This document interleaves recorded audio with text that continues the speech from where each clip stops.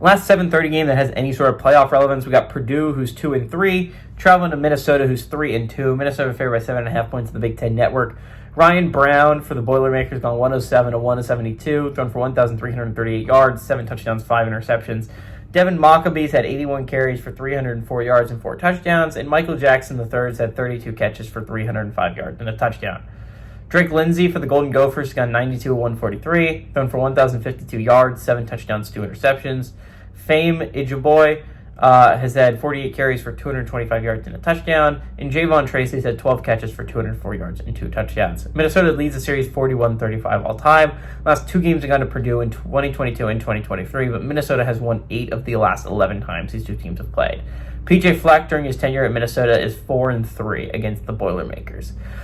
So again, Minnesota didn't take advantage of a great opportunity last week. Yes, that is a really tough ask, is going on the road and beating Ohio State. But the thing is, now they have no wiggle room. And it's not the most impossible Big Ten schedule to navigate all time, but that's why they needed to not lose to the Cal at a conference. If they wanted to put themselves in a decent spot to go to the college football playoffs, the Cal loss is just not something you could handle, considering you had Ohio State and Oregon on the schedule. Those were 2 almost guaranteed losses. But the schedule wasn't that bad outside of that. They didn't draw Penn State. They didn't draw Illinois. They didn't draw Indiana. They didn't draw Michigan. Again, if you could list, they didn't draw USC, I don't believe. If you could list a Big Ten team you thought could legitimately compete for a college football playoff spot this year, outside of Ohio State and Oregon, Minnesota didn't draw.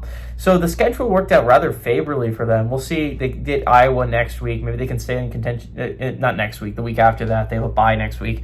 But again, they're going to have to beat Oregon to go to the college football playoffs. It's going to be a really difficult ask for the Golden Gophers. Purdue is not as bad as this record indicates. This record indicates that this is a really bad football team.